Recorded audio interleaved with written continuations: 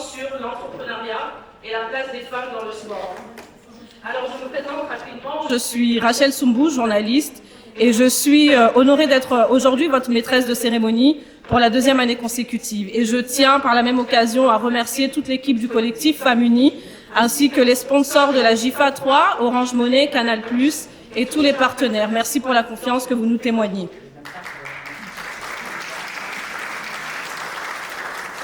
Permettez-moi donc de rappeler que la Journée internationale de la femme africaine a été promulguée par l'ONU le 31 juillet 1962 en hommage aux pionnières africaines qui ont affirmé leur voix et leur rôle dans le destin du continent africain.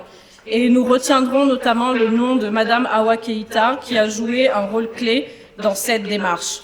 Alors, la thématique de cette 3e édition, les femmes africaines et afro-descendantes dans les STEM, autrement dit les sciences, la technologie, l'ingénierie, les arts et les mathématiques.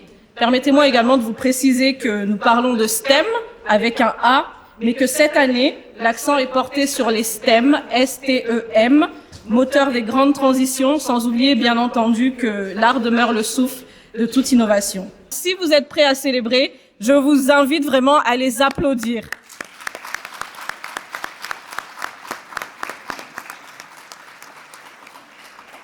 Merci. Alors pour ouvrir officiellement donc cette cérémonie et sans plus tarder, je souhaiterais à présent inviter donc le docteur Lydia Arthur Brito, sous-directrice générale pour les sciences exactes et naturelles de l'UNESCO, à nous adresser son message d'ouverture sous vos acclamations s'il vous plaît. Le docteur Lydia Arthur Brito. Dans les domaines d'ingénierie, nous encourageons également la participation des femmes à travers nos chers UNESCO et des programmes de renforcement de capacités, en particulier en Afrique. Comme vous pouvez le voir, il reste encore beaucoup à faire. Mais ensemble, nous pouvons faire avancer l'égalité des genres dans l'estime, surtout en Afrique, où le potentiel est immense et que nous devons utiliser. Je me réjouis de connaître votre initiative et votre idée pour soutenir les femmes et les filles en sciences. Je vous souhaite un bel événement. Merci beaucoup pour l'attention. Merci à vous, docteur Brito, pour ces propos. Merci également pour ces chiffres qui nous rappellent donc la nécessité de œuvrer pour favoriser l'inclusion des femmes dans les STEM. Alors, je l'évoquais il y a quelques instants dans mon introduction, la GIFA revient pour la 3e année consécutive, et ce, notamment grâce au soutien sans faille de l'un de nos partenaires fidèles qui accompagne ce projet depuis ses débuts, son Excellence Monsieur l'ambassadeur Amadou Opatiam, ambassadeur délégué permanent du Mali auprès de l'UNESCO, son Excellence qui est représenté aujourd'hui par Monsieur Kounta Ali Garba, conseiller permanent du Mali auprès de l'UNESCO, que j'invite à me rejoindre et à qui je vous demande de réserver un accueil chaleureux, s'il vous plaît.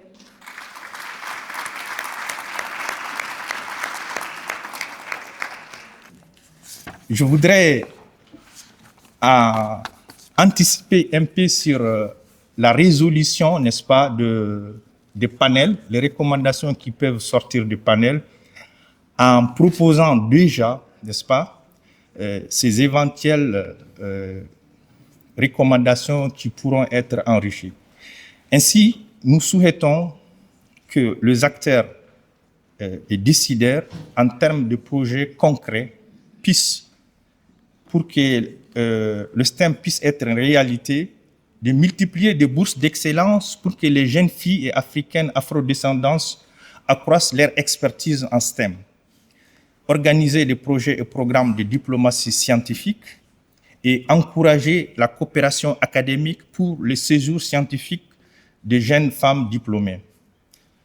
Sur ce mot, je voudrais faire le vœu pieux que la GIFA 2025 soit une étape décisive dans la marche des femmes africaines afrodescendantes vers l'excellence, la prospérité et la solidarité dans un monde plus humain et apaisé. Je vous remercie de votre aimable attention.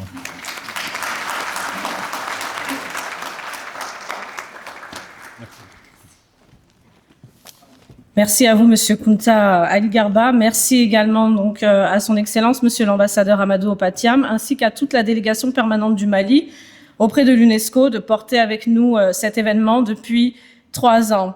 Alors, Monsieur Kunta Ali Garba a évoqué la vision et je vous propose maintenant de laisser place à celles qui ont pris l'initiative de nous rassembler en ce lieu. Madame Bintou Doumbia, présidente du collectif Femmes Unies, et Madame Isabelle Cancel, directrice communication et relations publiques au sein du collectif. Sous vos applaudissements, Madame Bintou Doumbia, Madame Isabelle Cancel. Merci de nous avoir rassemblés ici aujourd'hui, et ce depuis 3 ans aujourd'hui. Monsieur et Madame, chers partenaires, chers amis, je suis Doumbia Bintou, la directrice du collectif des Femmes Unies. J'ai eu le privilège de fonder ce collectif à côté de Madame Isabelle Cancel et Monsieur Moussa Cissé de la délégation malienne, avec le soutien de la délégation malienne depuis 3 ans. Notre engagement est né d'un constat simple mais préoccupant. La Journée internationale de la femme africaine et afro-descendante demeure méconnue du grand public ici en France, alors même qu'elle incarne une richesse culturelle, historique et humaine. Merci beaucoup.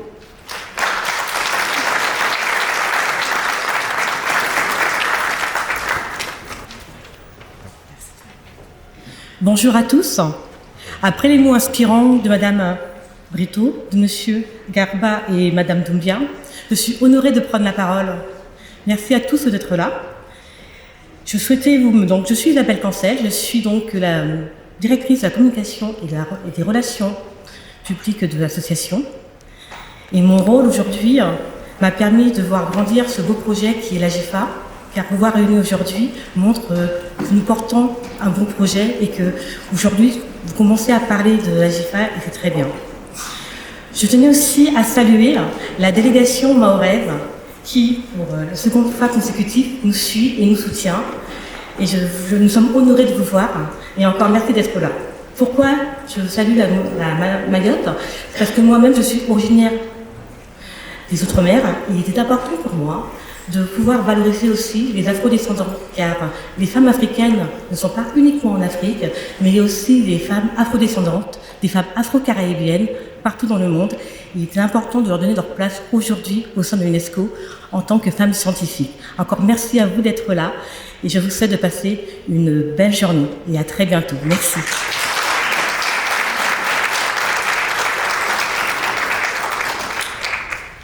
Merci Bintou, merci Isabelle, merci au collectif Femmes Unies pour toutes ces initiatives que vous portez.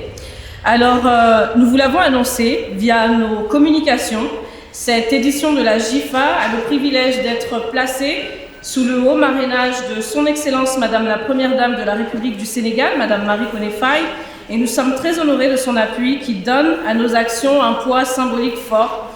J'ai le plaisir d'inviter à me rejoindre sa représentante, Madame Maga Diop, conseillère spéciale de la Première Dame, à prendre la parole. Sous vos applaudissements, Madame Maga Diop, conseillère spéciale de la Première Dame.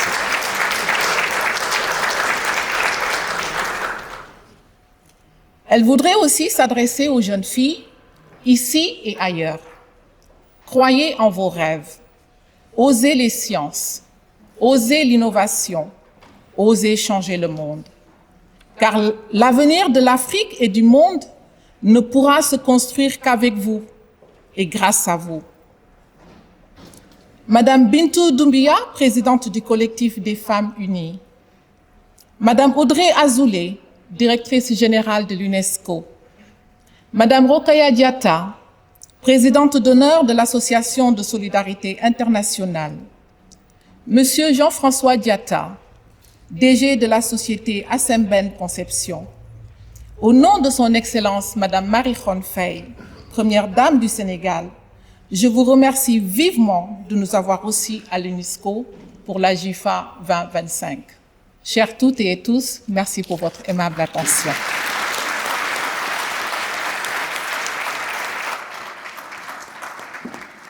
Et je pense que nous pouvons l'applaudir encore. Merci Madame Maga Diop. Merci également donc à notre marraine, son Excellence Madame la Première Dame. Et le collectif Femmes Unies tient à remercier donc toute la délégation du Sénégal ici présente. Merci également à Madame Rokhaya Diatta qui a facilité nos échanges avec la délégation. Merci beaucoup au nom du collectif Femmes Unies. Et est-ce que nous pourrons les applaudir, s'il vous plaît? Merci. Alors, la JIFA a une marraine, mais pas seulement, un parrain également. Le docteur Denis Mukwege, prix Nobel de la paix, défenseur infatigable des droits des femmes.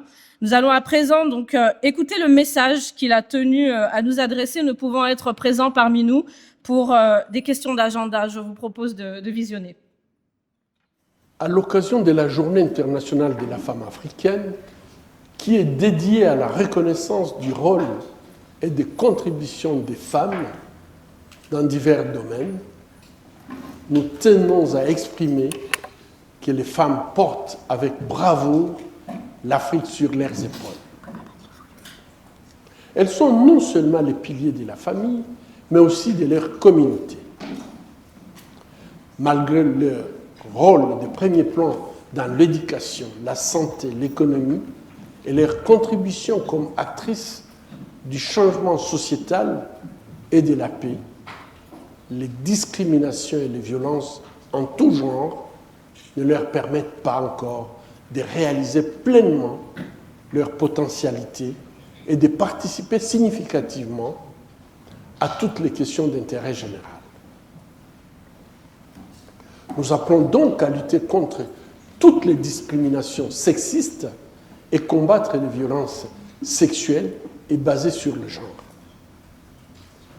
Nous encourageons la participation effective des femmes aux affaires publiques, politiques, sociales et économiques.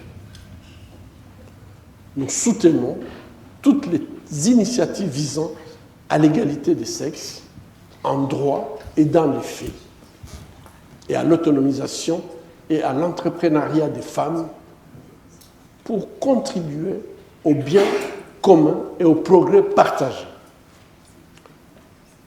Il est temps de revenir à nos racines et à nos traditions ancestrales, où la femme était la gardienne du grenier.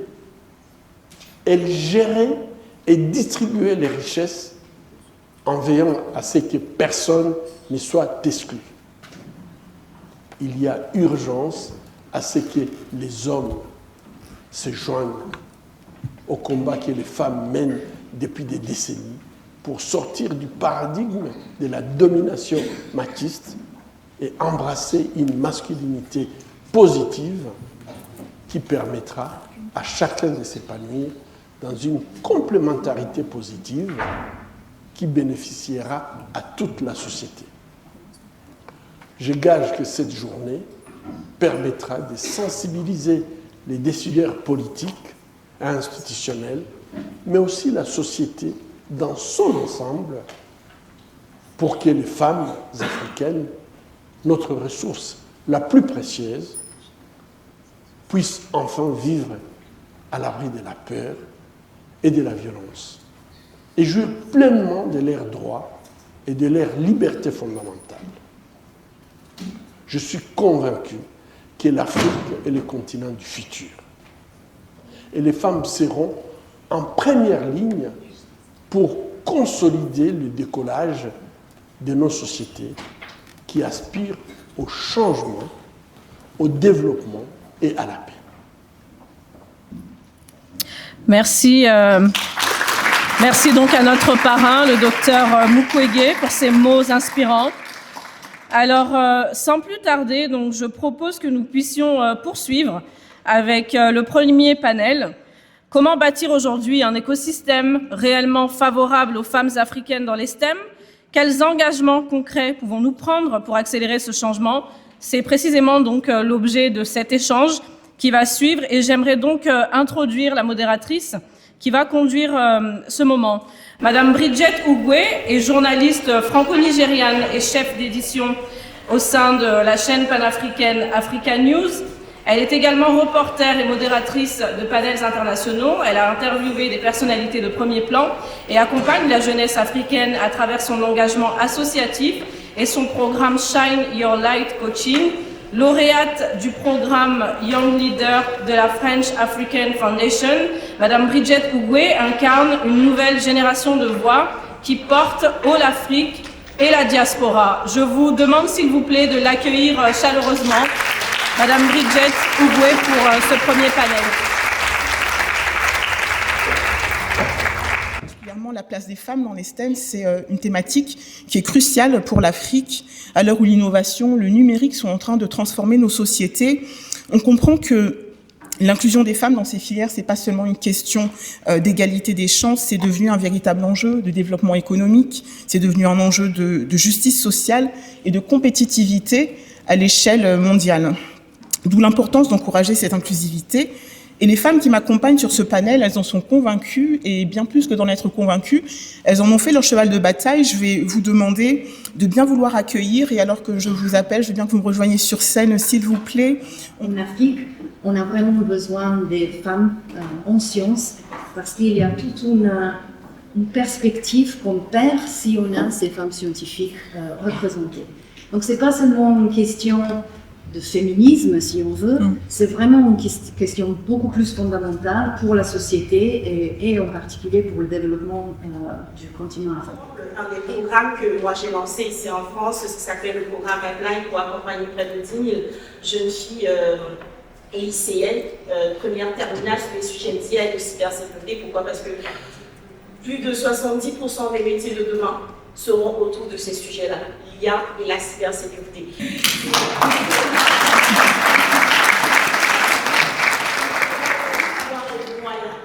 Pouvoir accomplir ce qu'on veut accomplir. Bonjour à toutes et à tous. Je vais quand même commencer par remercier les deux formidables femmes qui nous permettent d'être aujourd'hui et d'avoir ce beau panel et toutes les intervenants et intervenantes que vous allez entendre tout au long de la journée. Ce genre de discussion est en ce moment plus important que jamais. J'espère qu'on va vous convaincre et que vous partirez ce soir non seulement avec peut-être quelques éléments que vous n'avez pas encore, mais probablement avec la conviction que chacune et chacun d'entre vous dans cette salle avait une chose à faire pour que dans 10 ans, on ne continue pas d'avoir ces conversations. Parce que je peux vous le dire, ces conversations autour des femmes et des STEM, je les entends depuis des années et on continue de faire les mêmes constats et malheureusement, non seulement on ne progresse pas, mais on a tendance dans certaines régions à régresser. Et puis la deuxième chose que je veux faire, c'est rendre hommage au message que le docteur Mukwege a passé tout à l'heure. Je veux saluer évidemment les hommes qui sont dans cette salle. Il faut qu'on ait la lucidité de réaliser que cette question d'un monde plus équilibré, parce que quand on parle des femmes dans les STEM, c'est parler d'un secteur, comme le disait Anna tout à l'heure, d'un secteur qui est en train de transformer tous les domaines de notre vie. Et si on n'embarque pas dans ce meilleur équilibre, ceux qui ont le pouvoir aujourd'hui, parce que reconnaissons-le, même si Daniela a raison, les femmes jouent un rôle absolument essentiel pour l'économie du continent africain, mais la vérité, c'est que plus de 90% des pays sont encore aujourd'hui dirigés par des hommes, et que si ces hommes ne prennent pas les bonnes décisions, les bonnes politiques publiques pour faire avancer ce sujet, ben en fait, on n'y arrivera pas. C'est pour ça aussi que je veux saluer la présence de la première dame du Sénégal, parce que derrière chaque grand homme, il y a des très grandes femmes, et j'espère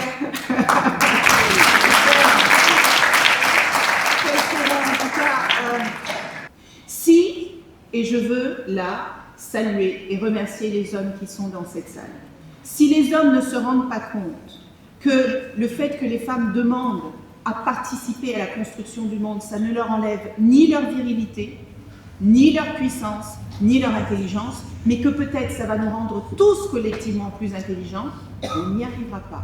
Si les politiques publiques, si nos gouvernants n'ont pas compris que la jeunesse est l'avenir du monde et qu'il faut équiper cette jeunesse et la préparer aux métiers de demain plutôt qu'aux métiers d'hier, on n'y arrivera pas. Si on explique que, évidemment, les nouvelles technologies vont faire disparaître des métiers, mais de la même manière que les porteurs d'eau ont disparu quand il y a eu l'eau courante, que les dactylos ont disparu quand il y a eu les ordinateurs, toutes les innovations font disparaître des métiers, mais ils en font apparaître des nouveaux. Et c'est en étant fondamentalement ancré dans la réalité de notre vie quotidienne aujourd'hui qu'on pourra changer ça. Le continent, l'avenir du continent africain repose autant sur les épaules de ces hommes que de ces femmes. Sauf que les hommes, on leur a donné le pouvoir depuis des années de faire les choses, il est temps qu'on donne le même pouvoir aux femmes.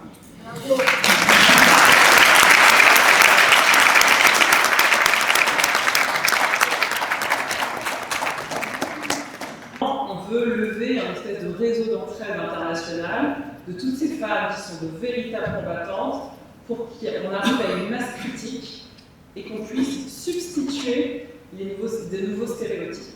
Et donc je vais juste parler des 3 solutions selon moi rapidement. C'est en fait les solutions qu'on met en place, c'est-à-dire argent, réseau, visibilité. L'excellence peut être féminine et si le monde ne devient pas africain, le monde ne sera pas. Alors ça, je vous dis tout de suite. 4 milliards de population d'ici 70 ans, il va falloir qu'on trouve une solution et tous ensemble.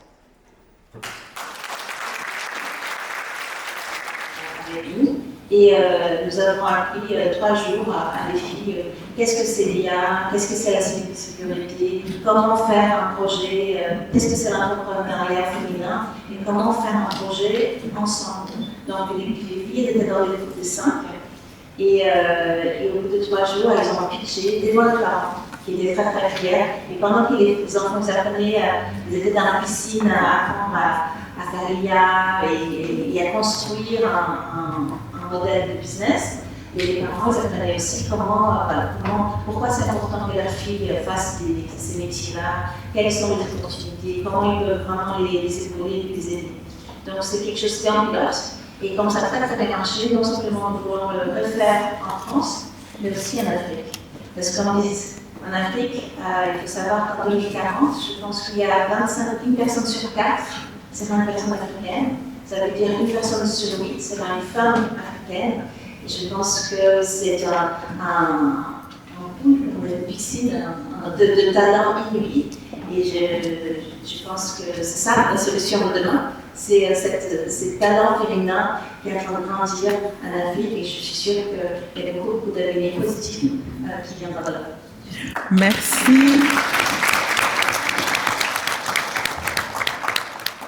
Merci. Le leadership féminin est aussi un modèle en Afrique comme en France. De nombreuses femmes d'origine africaine s'affirment aujourd'hui comme des références qui choisissent de politique, de sciences ou de technologie. Pour ma part, en tant que vice-présidente du rayonnement républicain, je mesure chaque jour combien la présence des femmes dans des fonctions de responsabilité a un effet d'entraînement et œuvre à la perspective. Ces modèles, que ce soit africains ou français d'ailleurs, constituent des repères indispensables pour inciter les jeunes filles à s'engager dans des filières scientifiques. Voilà à peu près ce qui est fait sur nos territoires. Et encore une fois, je le dis et je le martèle en espérant que on puisse nous entendre. On a vraiment besoin d'argent sur toutes ces questions-là dans les collectivités parce qu'on part avec les budgets à zéro. Et pour permettre aux jeunes filles de pouvoir accéder en fait, à tous ces métiers, de pouvoir les diriger, de pouvoir leur donner l'envie parce qu'effectivement, comme le disent les collègues, en fait, c'est dès le plus jeune âge qu'il faut qu'on leur montre que cet accès est possible. On a besoin d'argent. Donc voilà. Merci à tous.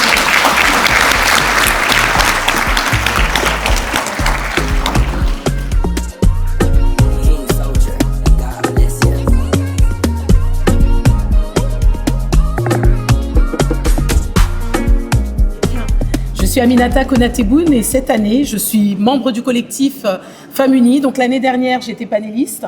J'ai été accompagnée de mes élèves que vous avez dû entendre pour celles et ceux qui étaient présents, qui se sont illustrés à travers un art qui est l'art oratoire et qui ont parlé un petit peu de leur vécu de jeune fille avec toutes les difficultés que cela peut comporter.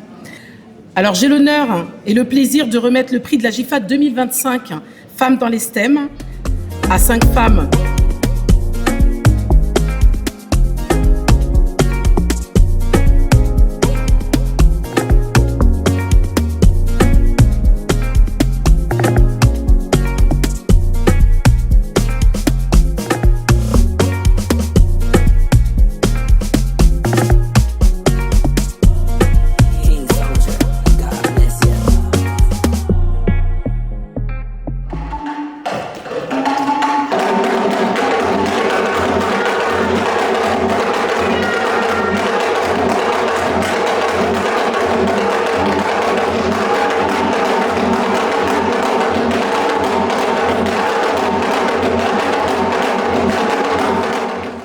savoir qu'Orange Money Europe, c'est une application qui vous permet de chez vous, 24 heures sur 24, 7 jours sur 7, d'envoyer de l'argent de l'Europe vers les pays en Afrique, mais aussi entre pays européens.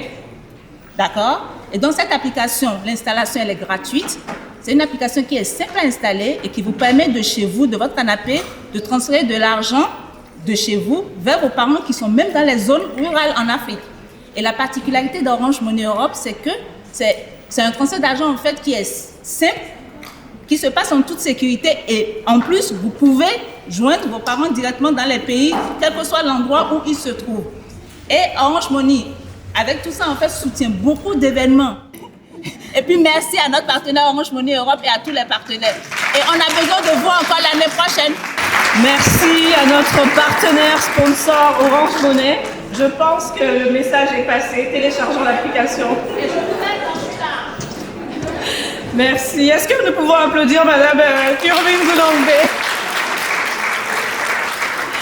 Alors à présent, je vous propose donc de poursuivre avec le deuxième panel de la journée intitulé « Pionnières et innovantes, les femmes en première ligne des défis contemporains ». Et donc pour en parler, j'ai l'honneur d'accueillir Madame Carmen Févillier, qui est juriste d'affaires spécialisée en droit au HADA, journaliste et communicante.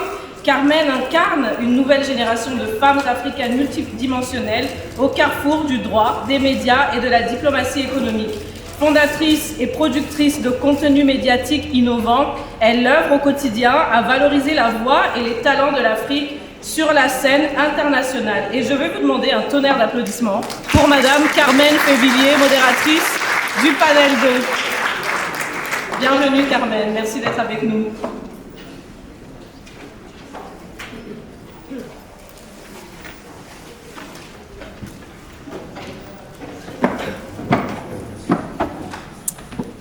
Merci Rachel.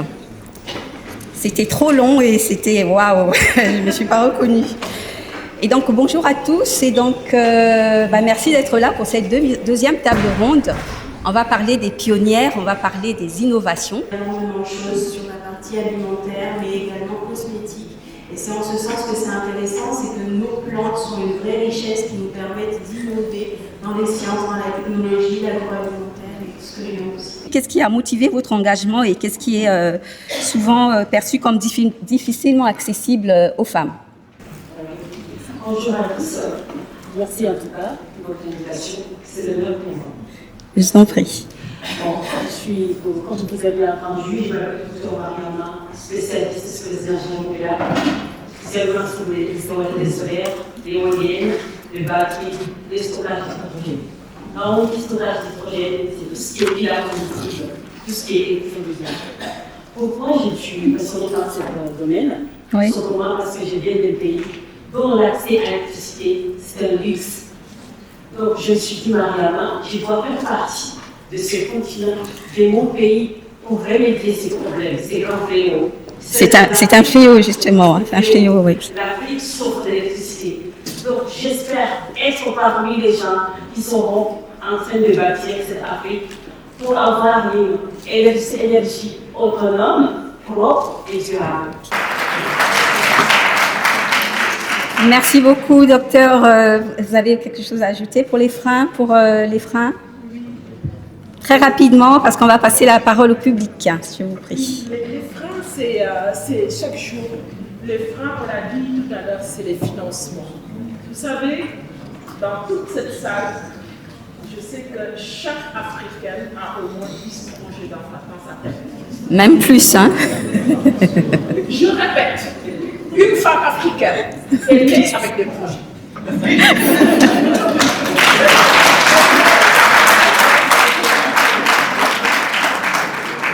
Moi, je dis ici dans le 18e que moi, j'ai pas le banquier de 50 ans qui attribue 3 millions d'euros pour booster ce que je suis en train d'apprendre.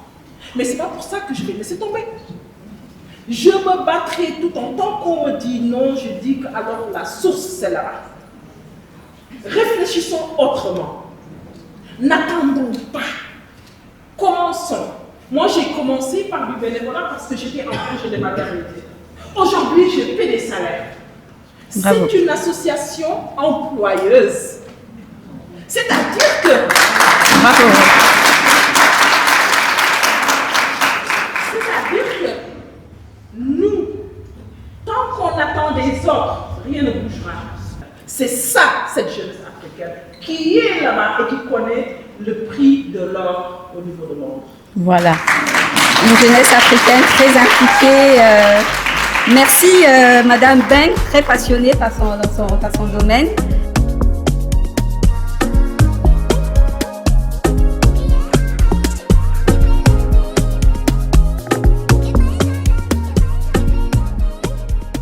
Donc notre dernier panel qui s'intitule donc STEM et éducation, inspirer la prochaine génération de leaders.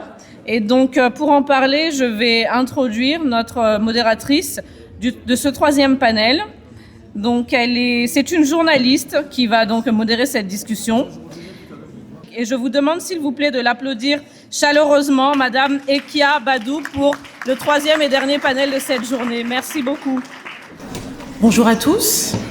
Merci d'avoir attendu parce que je sais que certains sont là depuis ce matin, donc on ne peut que vous féliciter.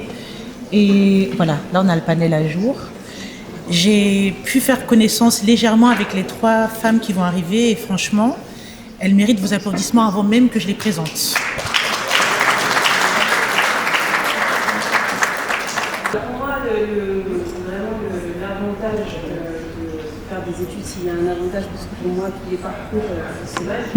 Ce serait effectivement la méthodologie. Je pense que c'est très important parce que quand on fait des études supérieures, on nous apprend une méthodologie et ça nous permet d'avoir un esprit analytique qui fait gagner du temps. Oui.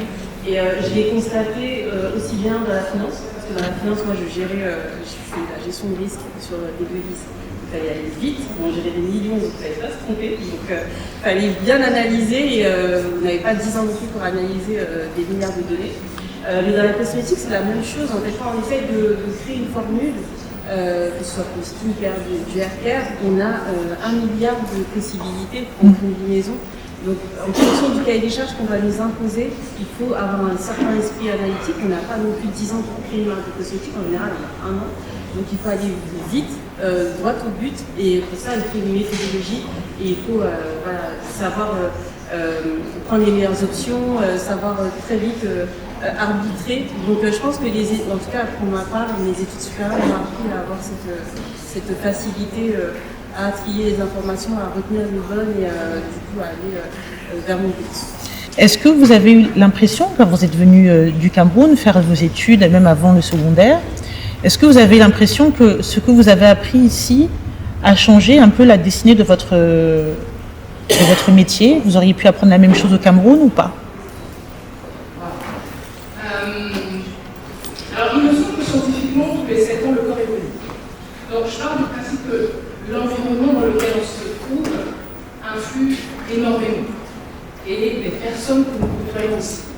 Je vais pas repartir sur la fameuse ouverture d'esprit. Donc, très franchement, je dirais que tout dépend du cadre dans lequel on est emmené à évoluer et aussi de sa curiosité naturelle. Parce que la vie nous apprend que tant que nous ne sommes pas confrontés à une difficulté, on refuse d'évoluer. On reste dans nos zones de confort. Et qu'on le veuille ou pas, c'est un peu, je dirais, instinctif. Pourquoi est-ce que j'aurais besoin de me dépasser si j'ai tout ce dont j'ai besoin?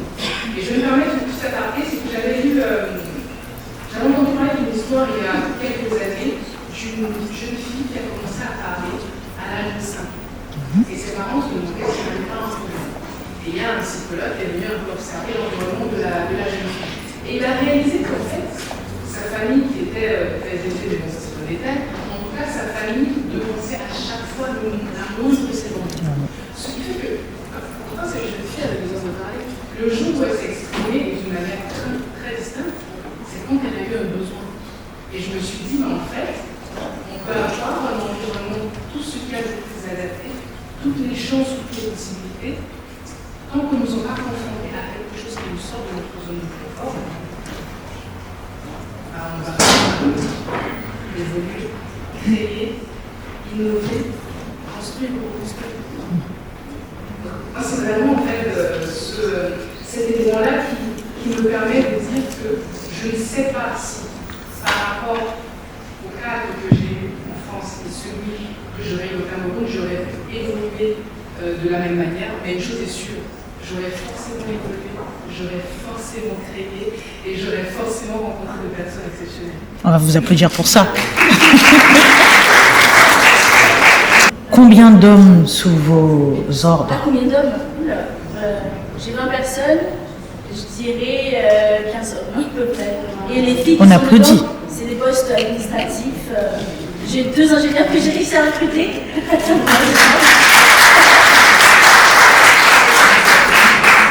ces 2 filles-là qui sont arrivées, c'est moi qui les ai recrutées. Donc c'est pas simple parce que arriver à s'imposer avec justement avoir le discours qui va bien sans qu'on essaie de toujours me reléguer à mon rôle de femme, ça a été très compliqué. Mais c'est pour ajouter un élément par rapport à ce que vous avez dit tout, c'est par la compétence scientifique et technique. C'est pour ça que ça a été la base de tout mon combat, c'est d'avoir cette crédibilité technique qui fait que aujourd'hui tu peux rien me dire. Tu peux essayer de me dire ce que tu veux, mais en fait je sais plus de choses que toi. Voilà.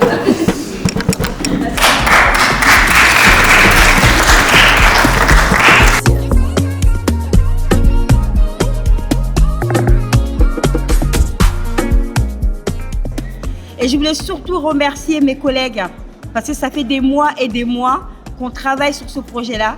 Et remercier la délégation malienne à l'UNESCO qui nous a soutenus, qui nous soutient depuis 3 ans, qui nous a soutenus encore cette année. Et je voulais remercier toute la délégation. Maria, merci encore pour ton soutien. Je remercie Fatou pour sa patience et sa sagesse. Isabelle pour son intelligence et sa sagesse aussi. Aminata pour sa sagesse et son intelligence plus. Alors, je vous demande d'applaudir une grande dame. Irmine, c'est... Voilà, bon bref, c'est la plus sage de nous toutes. Merci encore Irmine d'être là. Et Rachel aussi, voilà toute l'équipe de Collectif des Femmes Unies. J'ai juste oublié une personne qui n'est pas là, que j'aimerais bien, franchement, c'est mon mentor en fait, Moussa Sissé, qui faisait partie du Collectif des Femmes Unies, qui est au Mali aujourd'hui. C'est grâce à lui aujourd'hui que ce projet existe. Je voulais juste que vous applaudissiez un peu pour lui. Et le mot de la fin, je vous dis merci encore d'être aussi nombreux cette année. Je ne m'attendais pas à tout ça. Merci.